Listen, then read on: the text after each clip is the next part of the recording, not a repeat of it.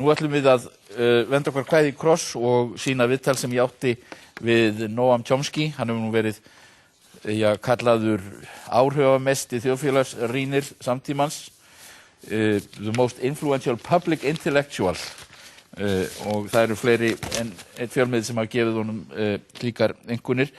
Þetta er frægur maður, hann er upprunalega málfræðingur, prófessor við Massachusetts Institute of Technology, setti fram kenningar málfræði sem eru umdeildar en hafa haft gríðarlega áhrif, en svo er hann líka þjóðfélagsrýnir og hefur verið beitt sér á því sviði í alveg síðan á tíma Víetnamstríðsins. Hann telur held ég sjálfan sig vera helst anarkista ef eitthvað er, en við reyndum að fara svona nokkuð vítt og breytt yfir heimsmálin og þess að geta að Chomsky kom hingað í boði hugvísindasviðs Háskóla Íslands. Það er svona í tengslum við 100 ára afmæli háskólans og ég kann þeim mjög góða þökk fyrir að aðstoða mig við að koma Chomsky hingað í þátt hjá mér og í viðtal. En Noam Chomsky, gjörðu svo vel.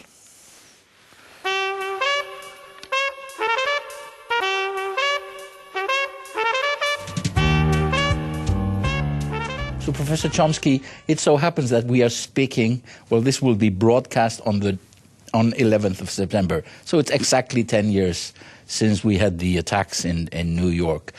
And now people wonder what is the legacy, what's the meaning of these attacks now that in hindsight?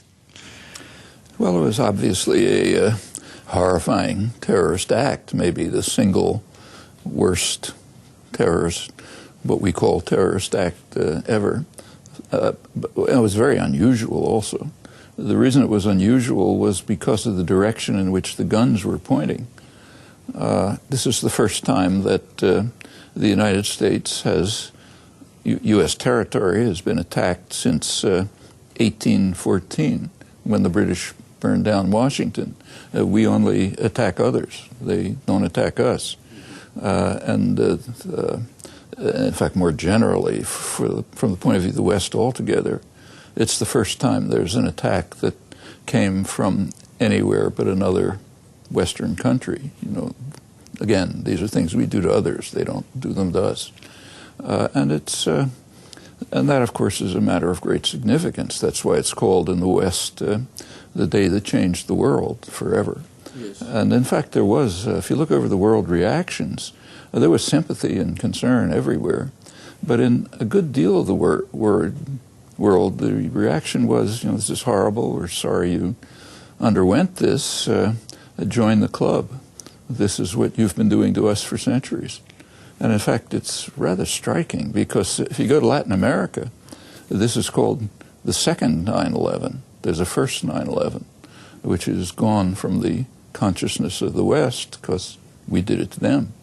That's September 11th, 1973, which by any realistic dimension was considerably worse than what we call 9/11. And you can see that quite easily. As you know, I'm sure, one of the planes, the Al-Qaeda planes, was downed by passengers, very courageous passengers, managed to take control of the plane and crashed in Pennsylvania. It didn't make it to its target, which was Washington. Well, suppose that plane had hit its target, which could have been the White House. Suppose that they'd hit the White House, killed the president. Suppose that there had been a pre-planned military uprising, which took place and established a military dictatorship, overthrowing the democratic regime. And suppose it then killed thousands of people, tortured tens of thousands of people, established a major terror center in Washington, which was carrying out assassinations, overthrowing governments all over much of the world. Suppose they brought in a group of economists who, within a couple of years, drove the country to one of its worst economic crises in history, and on. That would have been worse than what did happen, and it did happen. Yeah. It happened on the first 9/11. It was an event, as Henry Kissinger told President Nixon, of no historic significance. It's, of course, the U.S.-initiated and U.S.-backed overthrow of the parliamentary regime in Chile and the installation of the Pinochet regime The only thing that's wrong in the analogy that I just mentioned is that the numbers should be multiplied by about a factor of 25 to make it per capita equivalent. But we never had, well, we had Abu Ghraib, we had Guantanamo, we had Iraq, we had Afghanistan, but we never had this clash of civilization that was talked about. And actually, if you look at 9/11, the clash of civilizations was partly manufactured. I thought then, and I think there's much more evidence now, that there were much better alternatives.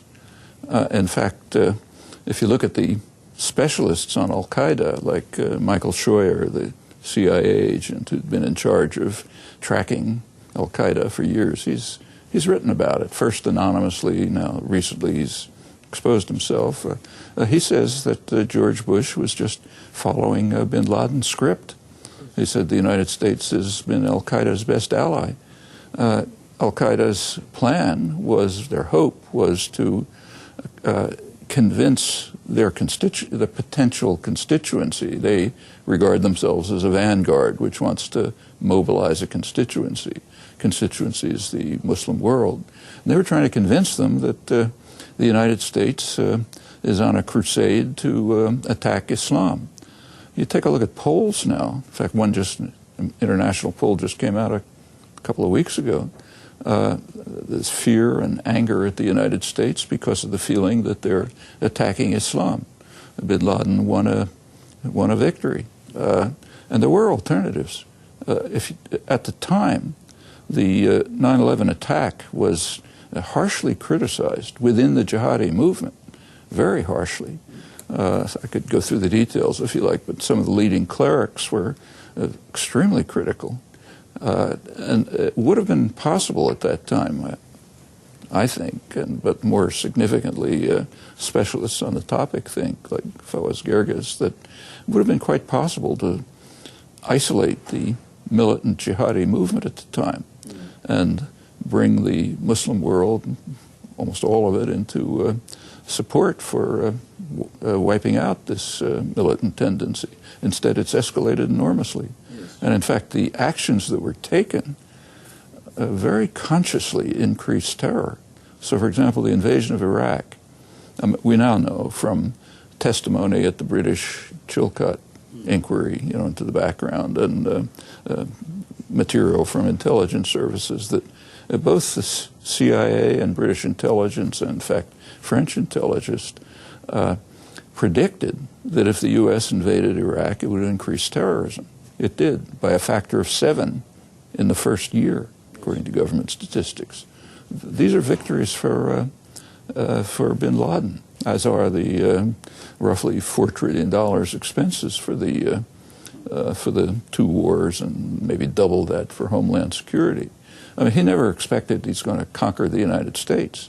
The plan was to bankrupt the United States, to trap it, to bring it into what was called a trap. So he was largely successful? He was very largely successful. It's not just my view, incidentally. You can read people like Scheuer and other specialists on Al-Qaeda who say exactly that. So American power was undermined by the whole affair? It was undoubtedly undermined. I mean, there's no question that it's weaker now than it was 10 years ago. And this is not the only factor, but it's one factor. But what happened while they were looking at the Middle East, at the Islamists, was that China rose. They actually... Well, that's part of it, but that's, I think, exaggerated. Yeah, the rise of China is, of course, significant, but the idea that power is shifting from the U.S. to China, I think, is a gross exaggeration. China is a very poor country which faces all sorts of difficulties. Go through it if you like, but there has been spectacular growth, but they have internal problems that the West are totally non-existent in the West. And in fact, China itself, its economic growth, if you take a look at it, it's primarily as an assembly plant. So there's a lot of concern in Europe and the United States about the trade deficit with China. But when the trade deficit, I don't know about Europe, in the United States, where it's been calculated accurately in terms of value added, turns out that the trade deficit with China goes down about 25%, and it goes up with Japan, South Korea, and Taiwan, about 25%. I mean, they're supplying the advanced parts and components, the high technology, as is the United States and Europe. Yeah. And it's being assembled in China and then shipped out. Actually, there's some careful studies of it, and they're pretty interesting. So you think these ideas of well, Chinese world dominion are exaggerated? That's an illusion. I mean, look, they're per capita. Take a look at the Human Development Index of the United Nations, which comes out every year. China, the last time I looked, was ranked about 90th, I think, right next to El Salvador, a Dominican Republic. It's a very poor country, and it has enormous internal problems, unrest, labor strife, ecological problems. It has a major demographic problem, which is well known to analysts. The Chinese growth period, the last roughly 20 years, had a huge demographic bulge in young people ages roughly 20 to 40, the basic workforce. That's over. It's now declining. So that demographic benefit that they had is going to be a thing of the past pretty soon, plus many other factors. So yes, it was a spectacular growth period, and there are other aspects of it that aren't really too well recognized outside of the technical literature. So take, say, mortality. There's been a very sharp decline in mortality in China, but it was during the Maoist years.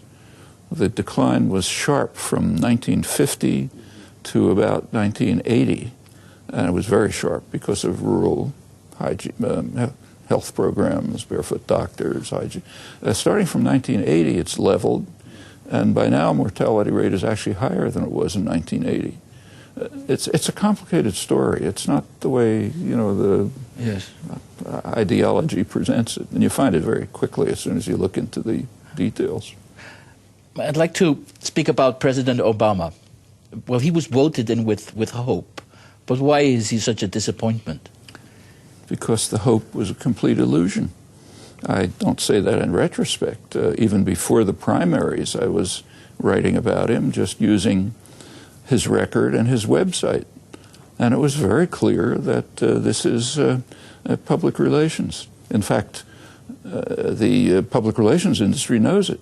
You may know that shortly after the election, every year the advertising industry gives a prize for the best marketing campaign of the year. Yes. He won. He beat out Apple computers. Yes. And if you read the business press, like, say, the London Financial Times, major business press, they were quoting executives who were completely euphoric. They said, we have a new model for public relations, for deceiving the public. It's going to change the atmosphere in corporate boardrooms and so on. So yes, they understood perfectly well. He won primarily because he did receive the largest, by far the largest support from the financial institutions. That's kind of the core of the economy now. In 2007, they actually had 40% of corporate profits, and they preferred him. So they poured money in. And elections in the United States are mostly bought. You can predict almost completely who's going to win an election just by looking at campaign funding.